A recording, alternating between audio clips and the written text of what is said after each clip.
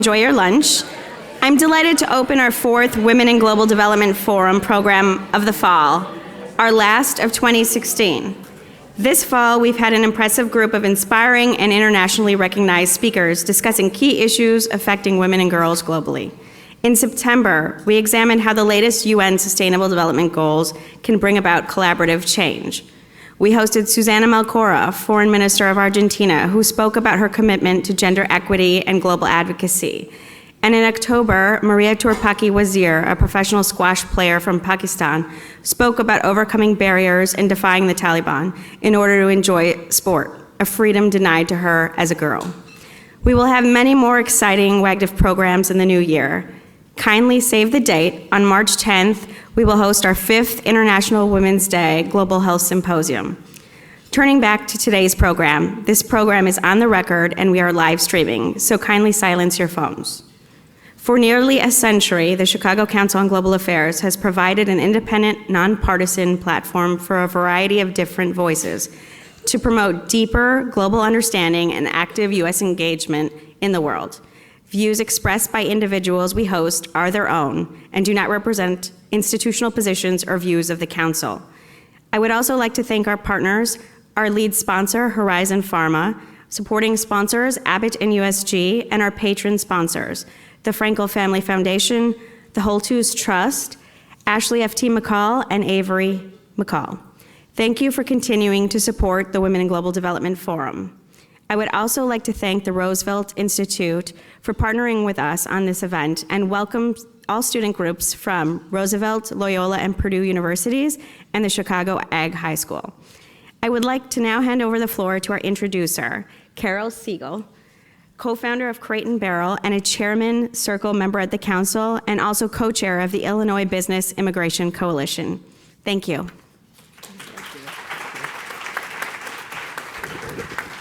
Good afternoon, ladies and gentlemen, and students. And good to see all of you here from our various colleges. Thank you for joining us today, and I hope you enjoyed your lunch. We are very excited to welcome to the council Manaz Afkhami, founder and president of the Women's Learning Partnership in Washington, D.C., Catherine Bertini, who is Distinguished Fellow, Global Food and Agricultural Program at the Chicago Council of Global Affairs, and she is based in Syracuse. And Ellen Chesler, Senior Fellow at the Roosevelt Institute in New York. The status of women and women's rights have featured prominently throughout the 2016 presidential campaign, as you know. The election is now just a week away, and there is much to say on what this leadership transition could mean for women's rights, both domestically and abroad. While there is good reason to celebrate the recent gains of women globally, much more work remains. And in particular, increasing access to education for all women and girls around the world, ensuring economic access and equity, and greater opportunities for women to enter leadership roles. I look forward to hearing from our distinguished speakers today about the important concerns facing women.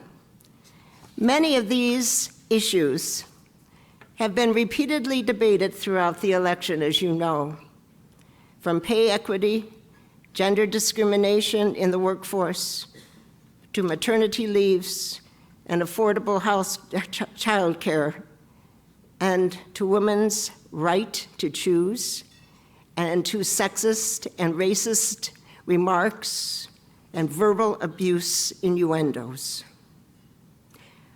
Our speakers have vast knowledge and experience and will be able to provide diverse insights into the current global women's movement, the issues we need to prioritize, and what a new presidency may mean for the global women's movement. But before we begin, please allow me to highlight a few additional achievements of each of our speakers. Manaz Afkhami served as Iran's Minister for Women's Affairs from 1976 to 1978, and one of the last two women to occupy major political positions, before the Islamic Revolution. She taught English literature at the National University of Iran and founded and directed the University Women's Association of Iran, and she served there as Secretary General of the Women's Organization of Iran prior to the 1979 Islamic Revolution. And Catherine Bertini served as Executive Director of the UN World Food Program from 1992 to 2002 in Rome, UN Security Coordinator from late 2003 to 2005, and as UN Undersecretary General for Management. Currently, she is Professor of Public Administration and International Affairs of the Maxwell School of Citizenship and Public Affairs at Syracuse University. And she is also a World Food Prize laureate. Ellen Chesler served as Chief of Staff to New York City Council's President Carol Bellamy, and she is the co-editor of Women and Girls Rising, Progress and Resistance Around the World, which will be on sale after today's program at the bookseller. And our moderator today is Ambassador Faye Hartog-Levin, who is a distinguished fellow at the Chicago Council of Global Affairs, where she works on a variety of political, international, and environmental issues. Ambassador Levin served as the 65th Ambassador of the United States of America to the Kingdom of the Netherlands. So ladies and gentlemen and students, please join me in welcoming our speakers.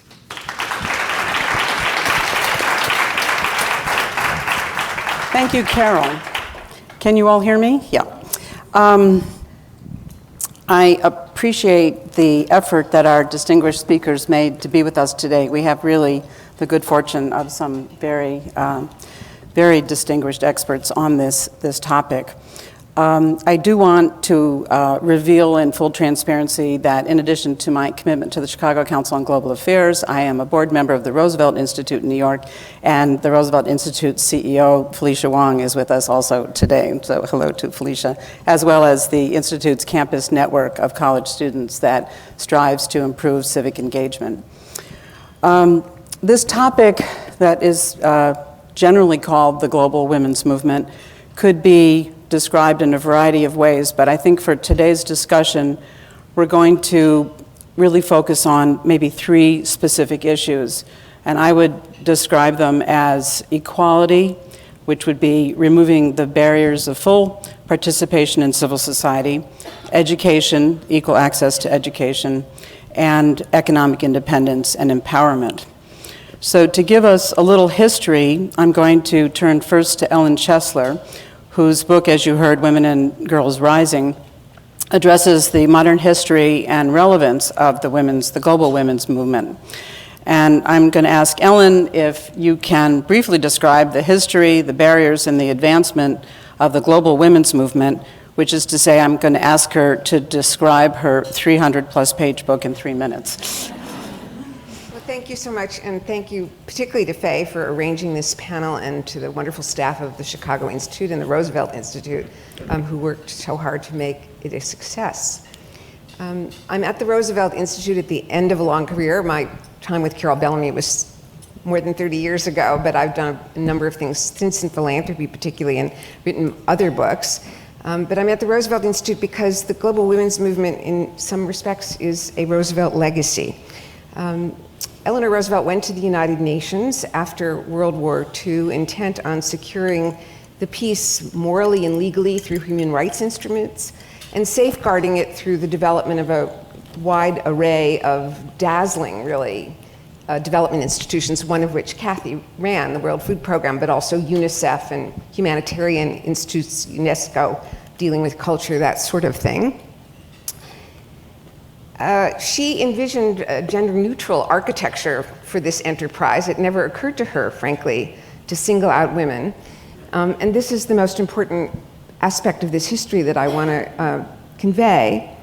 It was the women of the developing world who came to the UN and importuned Mrs. Roosevelt, as chairman of the Human Rights Council, to think separately about women, to give gender. They basically said, look, if there's going to be a conversation about human rights, women's rights need to be part of that conversation, and they need to be separate because the issues that affect women are so different. They're cultural, they deal with the family, they're, in addition to being economic and political and civil.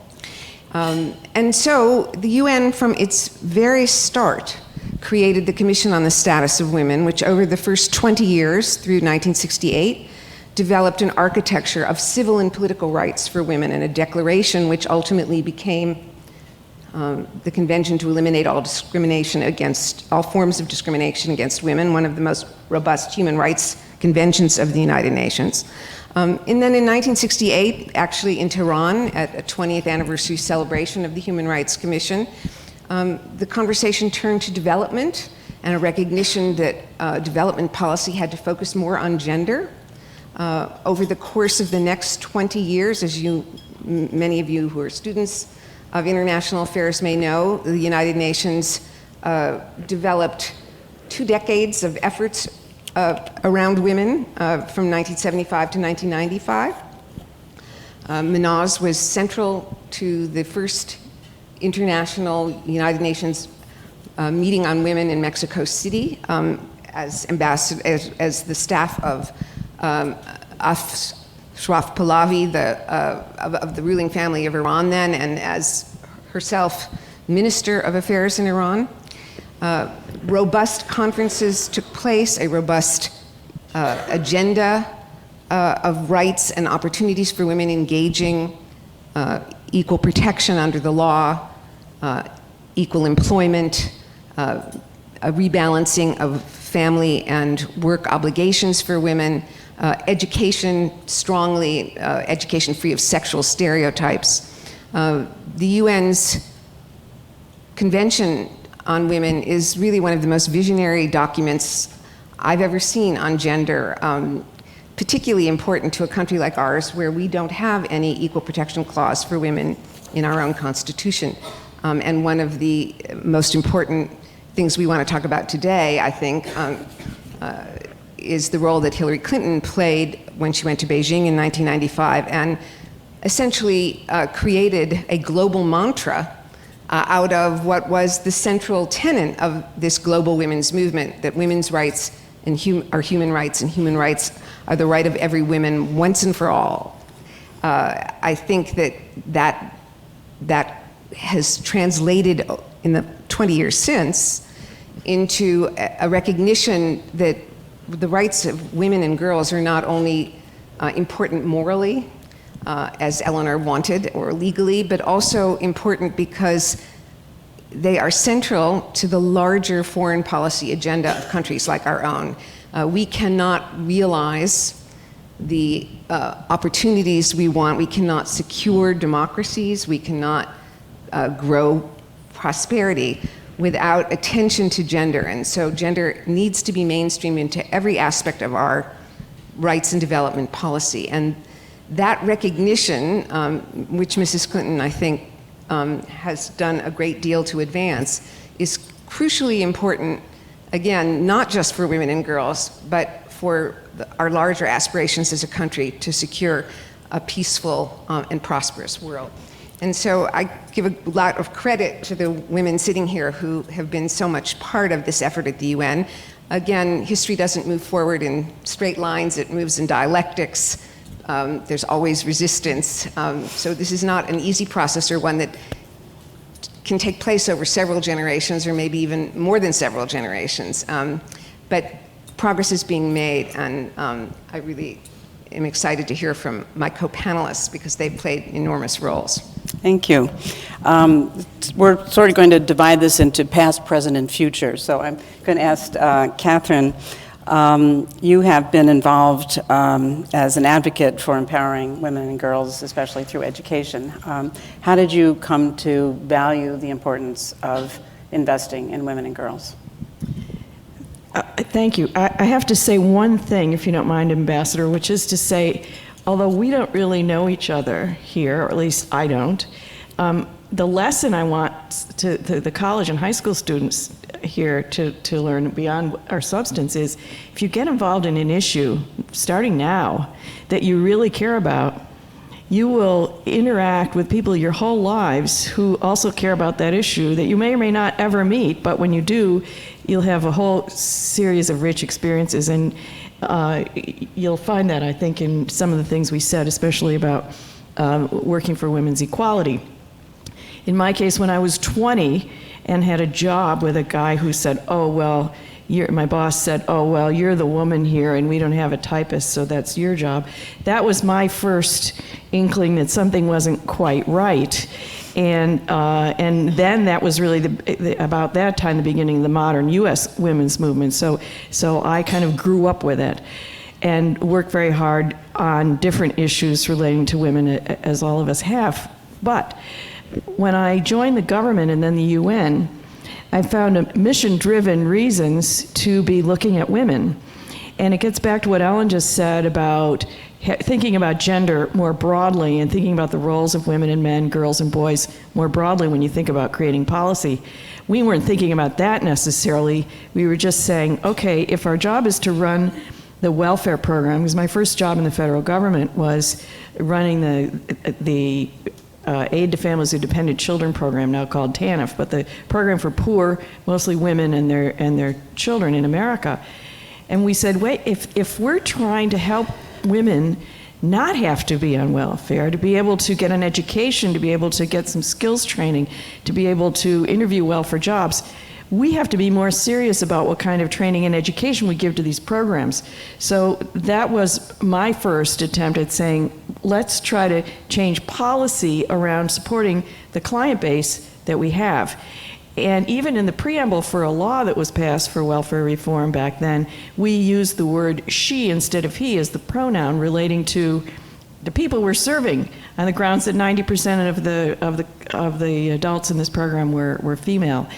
And the lawyers pushed back, you can't do that, you're supposed to use he when it means he or she. I said, why? It says who? Where's the law that says it? And I'm not a lawyer, but anyway, we got that done. I moved to USDA, where I was in charge of the domestic food programs. So food stamps, now SNAP, Women, Infants, and Children program, school feeding, and so forth. And one of the things that became important to me at WIC, Women, Infants, and Children, was if we're giving food assistance, or coupons actually, for women to purchase food that's good for them during their pregnancy or for their young children, why are we giving away free formula at the same time we're telling them that you should breastfeed?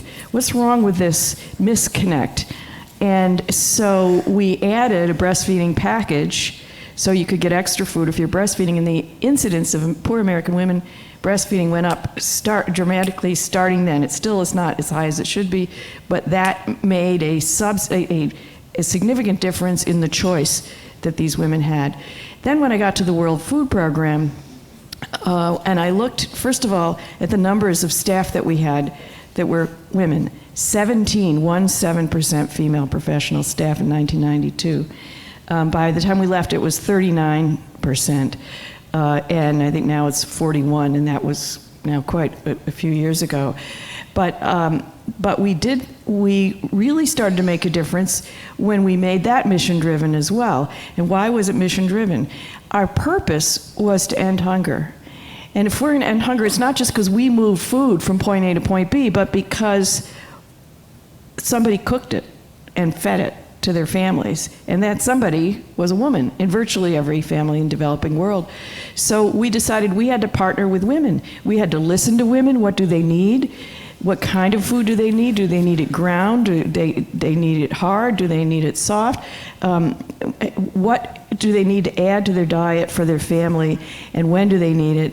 And what kind of supplies do they need to cook it? So when we started listening to women, then we had to have more women on our staff, because in so many societies you could only communicate if you are women. So that's some of the transition that I was able to accomplish in different roles, looking at who we were trying to serve. And then finally, it dawned on me one night, I woke up in bed and said, there's one thing that's critical, and that's educating girls. If we could just be sure that we were able to get an education, perhaps we can talk about this later, but that every girl had an education, learned how to read and count, it would be the most important developmental contribution to be made in the world. Thank you. Thank you.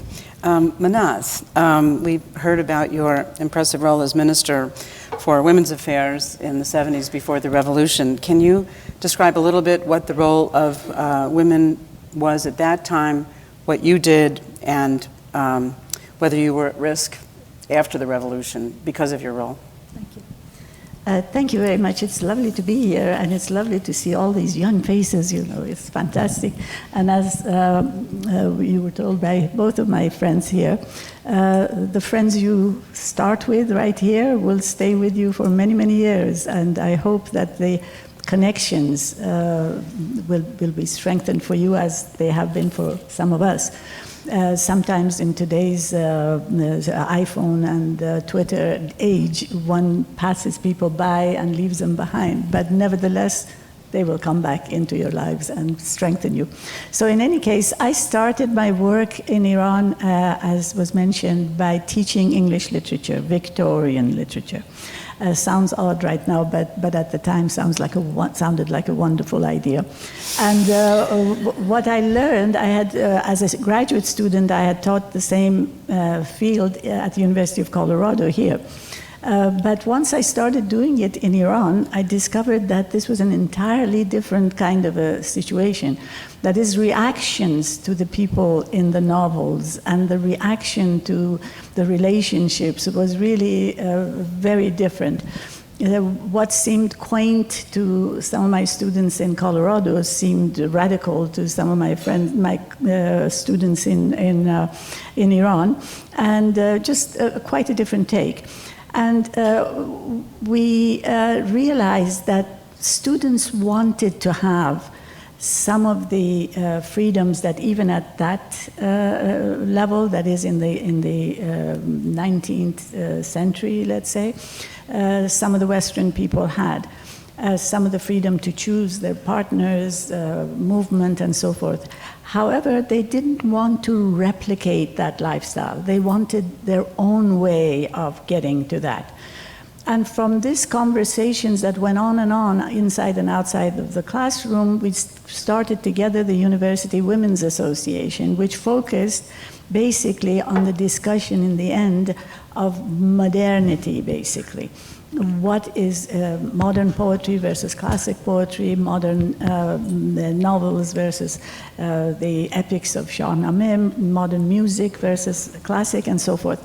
But it was a way of accommodating what's out there and what's developing in the world to their lifestyle, so that they could assimilate, keep, grow, and invigorate themselves with these ideas that come from the world at large, but at the same time keep their ties, keep their emotional connections, keep their myths, legends, and so forth. And so I'll skip. And then I went to the Women's Organization of Iran. It was not that easy, but it gradually happened. And then at the Women's Organization of Iran, I decided that one of the most important things that we had to do was a group of us who were younger at that time, the age of most of the people here, that we had to learn something much more seriously about the women themselves. So we started this massive travel plan of a few of us going in 40 different parts of Iran, villages, cities, all kinds of settings, factories, prisons, schools, and so forth. And we sat with women and tried to ask them what it is that has priority with them. And of course, I personally always thought it would be the law, because this is a time when people didn't have the right to, women didn't have the right to divorce, there was polygamy, there was no right to guardianship of children, holding a job, and so forth. But repeatedly, people kept saying, it's not that so much. What's the use for me to have a right to divorce if I can't support myself after divorce and I have to change one man for another, go from my husband to my father or to my brother? So economic empowerment seemed to be the driving force. Not that the law that didn't matter, of course it did, but to make the law change their lives, they needed to have the skills, as you said, the education and the skills.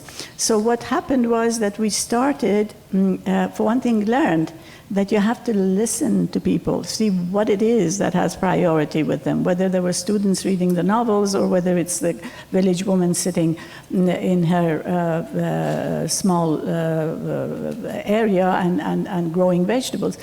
So we started these centers built around education, literacy, and skills.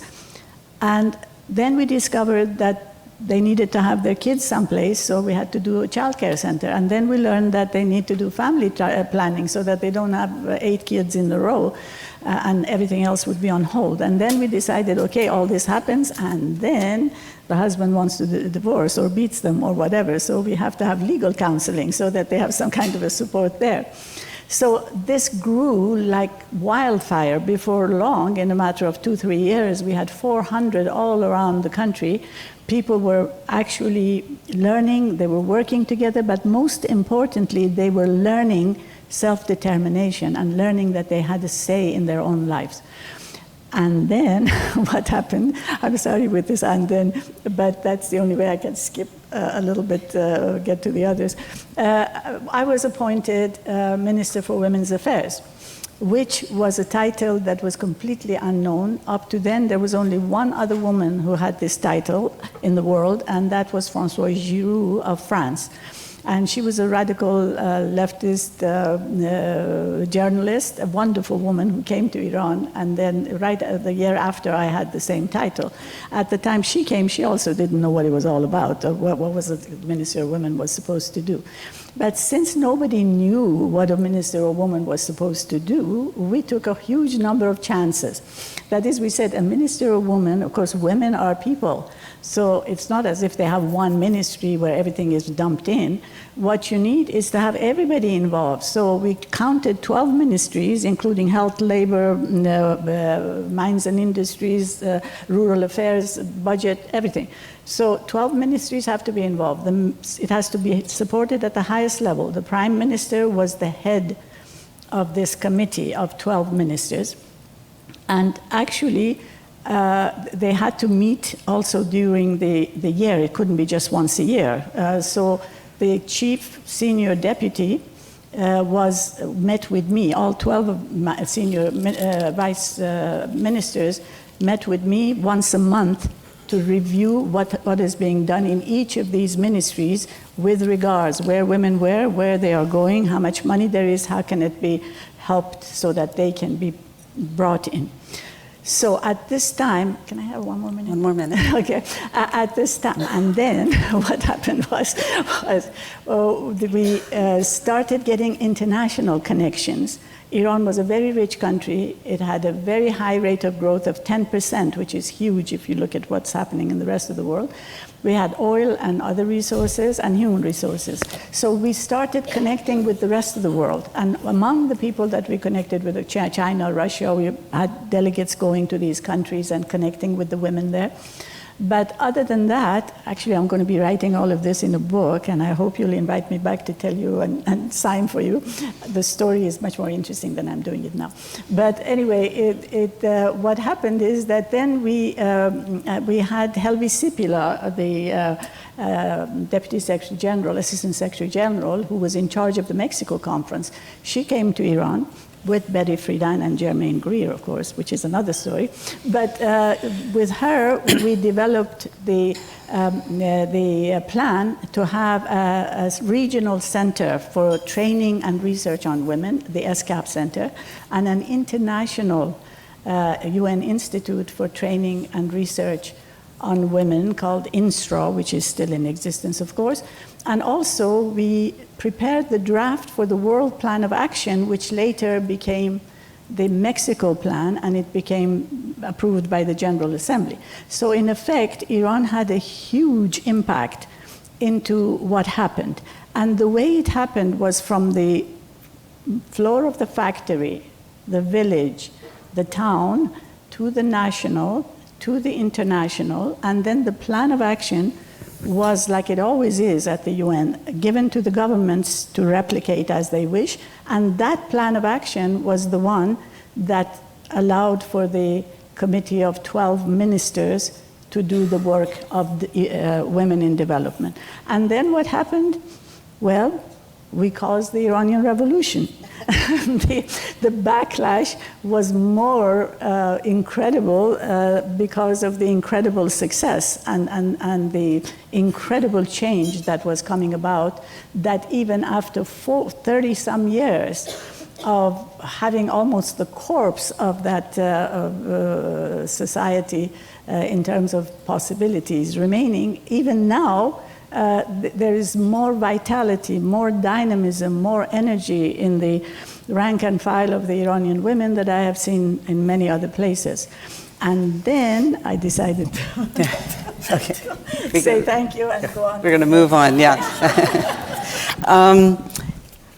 We're going to skip ahead a little bit because of time constraints, but imagine that it's a week from tomorrow and the next president has heard that you are all experts in the global women's movement, and has called you in for a 2-minute meeting and said, give me one of your priority issues on the global women's movement. Is it national? Is it international? Give me one issue and tell me what I'm supposed to do with it. Ellen? Well, you know, it's interesting because so many of the issues that are national and local issues in the United States are also the same issues globally. I mean, countries can be at different levels of development, but the status of women is changing in all of those countries, maybe slightly at different stages of the development process, but there's still work to be done. So that, for example, in the United States, we have such an unfinished agenda for women. While we have made strides in terms of employment opportunities, education certainly, and equal protection under the laws, it's all kind of incremental. We don't, as I said earlier, have a constitutional amendment. We don't have an ERA.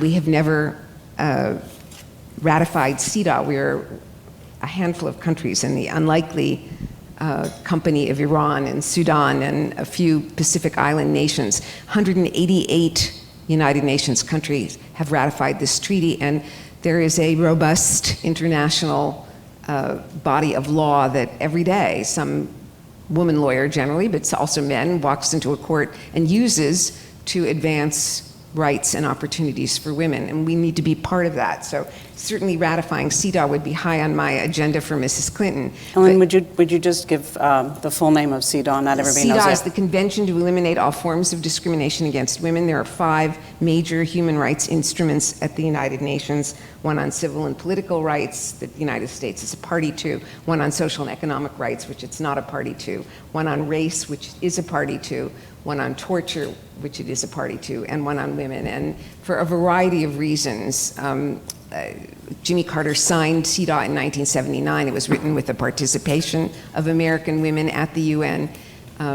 It was sent to the Senate, and you know, we have a very high bar in our country for treaty ratification. Requires a 2/3 vote, and any member of the Foreign Affairs Committee in the Senate who doesn't like a treaty can put a hold on it. So in this instance, Southern white senators who don't like international entanglements and certainly don't like women's rights and certainly were against issues of race and civil rights for minorities, put a hold on it.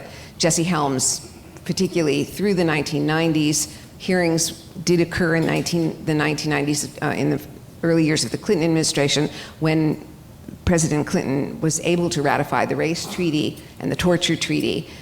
Women never.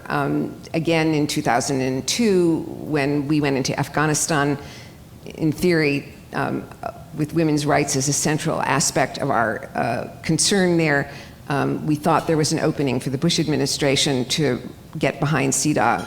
Didn't happen. He fell, victim to his right-wing base.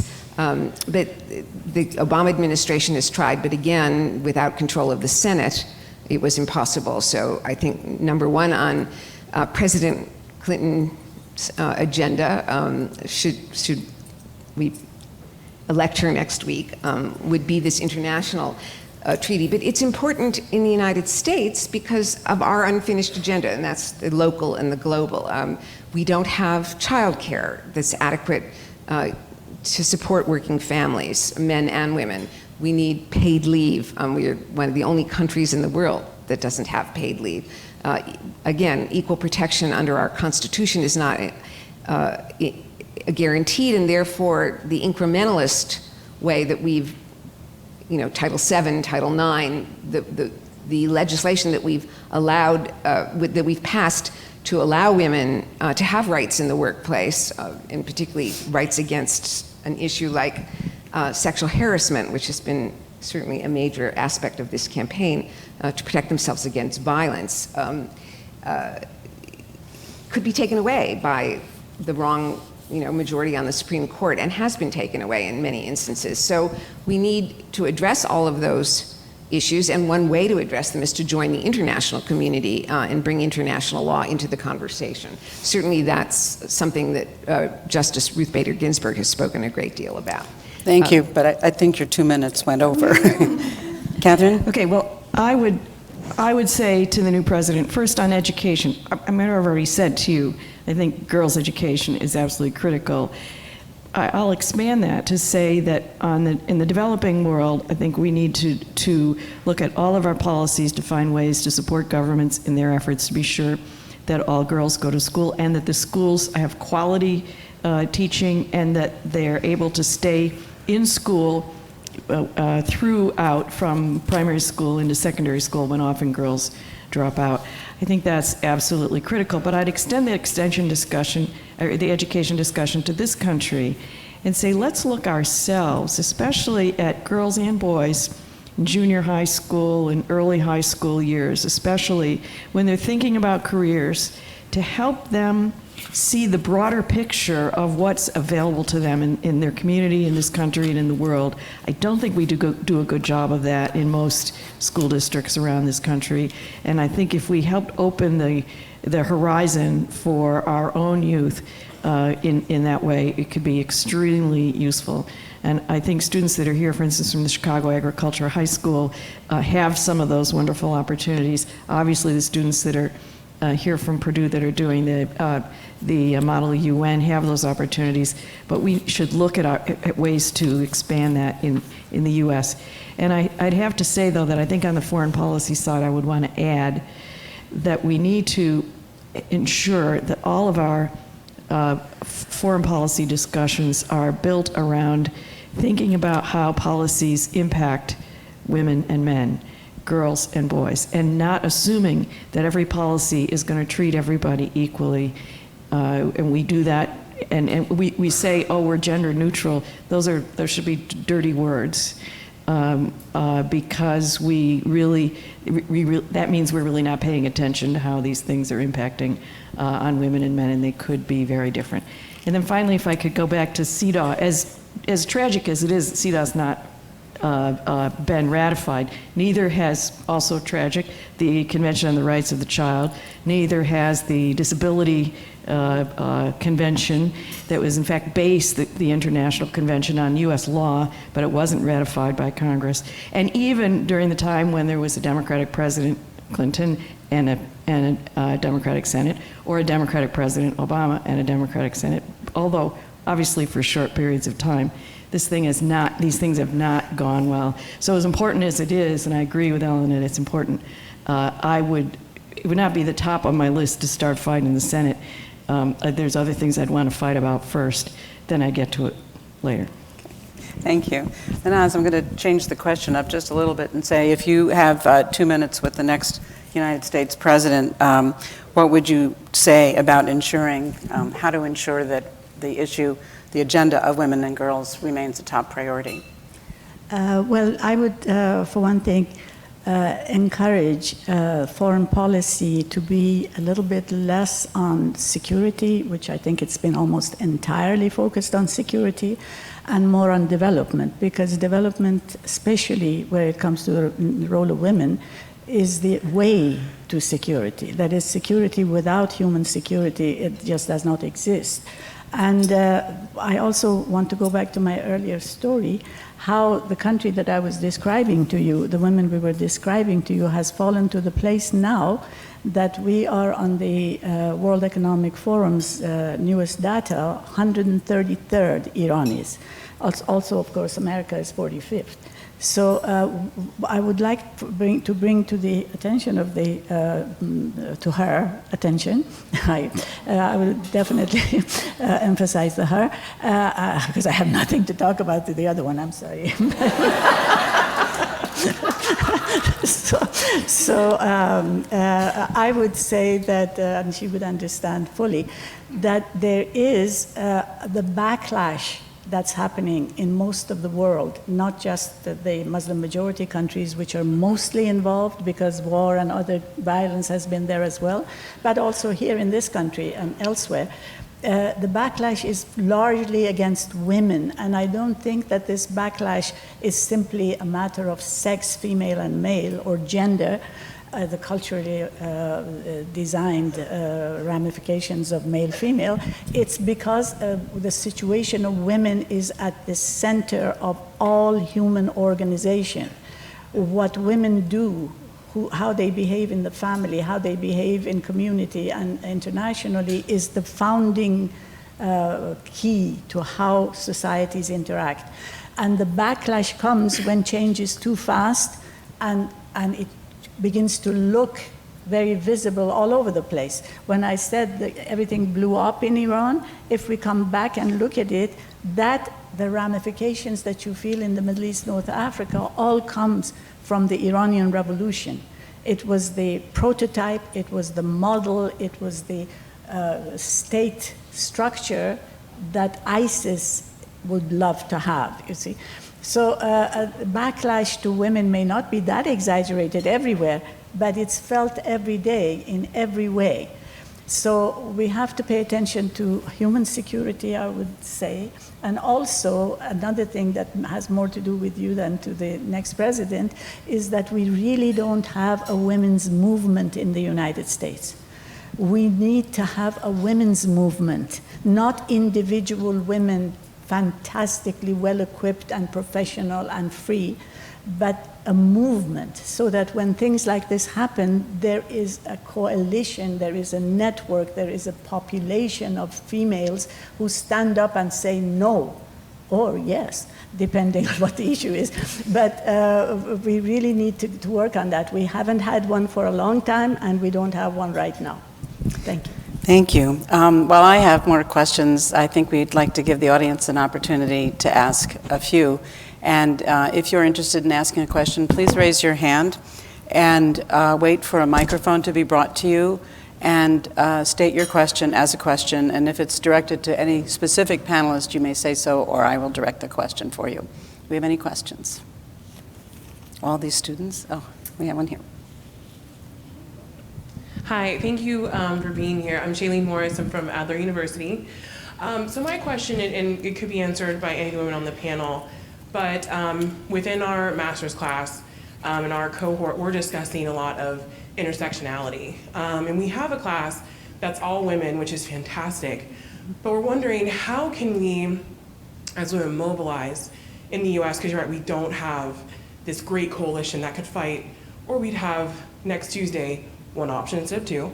But how can we bring together intersectionality with women where it's not just this focus, but a focus when it comes to race, when it comes to women and transgender? How can we continue our path, but bring us together as a group, the whole group of women and not just some? Thank you. Do you want to take it, Manaz? Okay. It's on. Don't you? Okay. You're basically talking about movement building. I think we got to get our message, and we do have our message. You see, if you talk about feminism, and the poo-pooing of the word has passed now, we all, and I think, have come more or less on the same page, that feminism is beyond equality. This is actually the title of our new manual. Beyond equality means that we as women are no longer talking about 30% being the minimum out of which we can have felt power, or 50-50, half of some miserable wrecked world. We want to go beyond equality, that is to have a holistic society that is tolerant and is peaceful and gives everybody a chance to have a say in their own destiny and in the destiny of their communities. So it's not men against women, it's not this portion of society, it's not black against white, Muslim against Christian. It's a holistic concept of how we want our society to act and be the model that it deserves to be for the rest of the world. And it's the only country that cares about the rest of the world. It makes mistakes, but it cares. Who else cares? China or India or any place. Nobody cares about the world as such. So we need the women's movement for the sake of ourselves and for the sake of the world. And we have to begin to hone our message, and each of us break out of that and start organizing as we can, but not with a very particularistic message, but a more holistic message. Working for Black Lives Matter, but also considering that an aspect of feminism, working for better pay, but as an aspect of feminism, women have to become united, and they're the strongest groups that can get united. Ellen, do you think there is an active women's movement anywhere in the world now? Well, actually, I think let me answer this question specifically, and then I'll try to be very brief. Think about it this way, which is that families are the incubators of citizenship and of good citizenship. And if the family is built on an authoritarian model, if women and girls don't have rights in the family, it's really hard to teach respect for rights anywhere else. And so the citizen who emerges from that authoritarian family is not going to be a person who respects the rights of minorities or people of different ethnicities or color or race or creed. It's an a priori right, women's rights. And when I teach these days, I teach intersectionality from that perspective. Free men are not born of slave mothers, and the oppression around all aspects of difference has fundamental roots in families. And I think that's the great takeaway of the global women's movement. Actually, globally, there is a strong women's movement, and the theme of our book is that in an era when development institutions and governments are finally recognizing gender as part of the development scheme, along with race and class. I mean, now that gender has been introduced as a category of analysis like race and class, not that it should in any way supplant them, but simply be part of that triad. We have to remember that it's not just enough to think about women. We also have to support women's movements. There is research from 70 countries that shows that the best way to judge a country's potential is by the strength of its women's movements. Think about it in our country, what we've described, and Manaz was talking about the 1970s in Iran, but so many of you are young and weren't born in the 1970s. When we talked about Carol Bellamy, I was her chief of staff when I was 30 years old. She was the first woman in America elected to a city or statewide office in New York, the first woman in New York. She was the first woman in America who got 1 million votes ever because of the scale of New York. There were no women in the Senate. There were very few women in the House of Representatives, very few women in state legislatures. So today we still have a long way to go. We are 19% low on the scale of representation of women around the world. Many other countries are doing much better, 50% in Rwanda. We need, in my view, to have a much more robust representation of women. We need to build a women's movement, which is why I mentioned CEDAW as high on Hillary Clinton's agenda, only because it's a way to build a movement. Movement building is hard, and it would be good, we were talking about global women's issues, but in the same way that at the state level and at the national level, paid leave, equal pay, child care, as public policy are ways to build a movement. So, you know, it's hard to remember. I mean, you know, I wasn't her chief of staff at age 30 in 1878. This was 1978. It wasn't that long ago. And you know, I'm old, but I'm not that old. And again, parallel things were happening in countries like Iran, and particularly, we haven't mentioned the global South much, but Latin America, which has experienced an enormous revolution in terms of women. And it's gone along with a revolution in terms of the creation of a middle class with much more inclusive democracies in terms of race. So again, I don't think these should be thought of as independent, but nothing will happen, in my view, and maybe, you know, this is having worked on gender for so many years at the local, national, and global levels, and have written about it. That's the core issue for me. But again, I just see it as fundamental because of the enormous roles that families play in educating the habits of good citizenship. Thank you. We have time for one more quick question, if somebody has one over here in the front.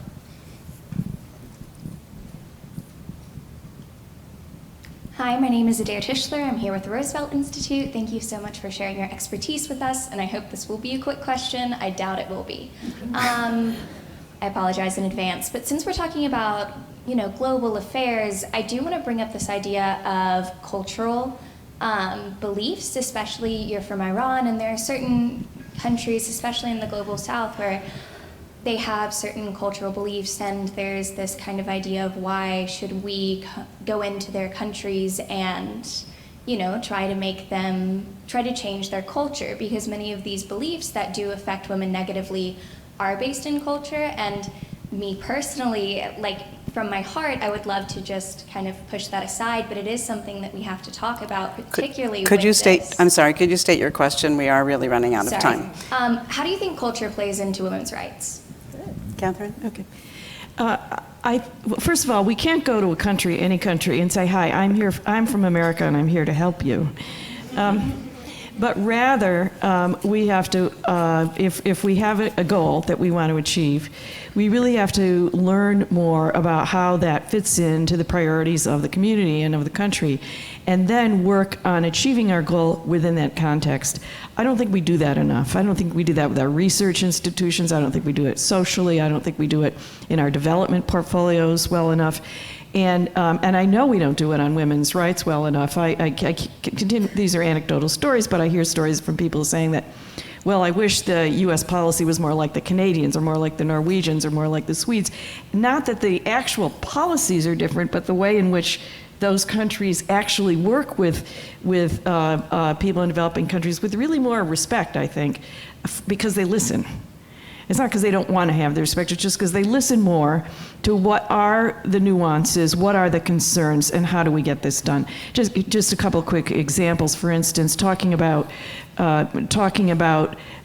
women's rights and women's equality in certain countries, women will come up and say, wait, that's what we want over the long term, but do not use those words, because we'll just get beat up when we go home if you're using those words. Let's talk about women's opportunities or women jobs, or, you know, or something else where the words are not so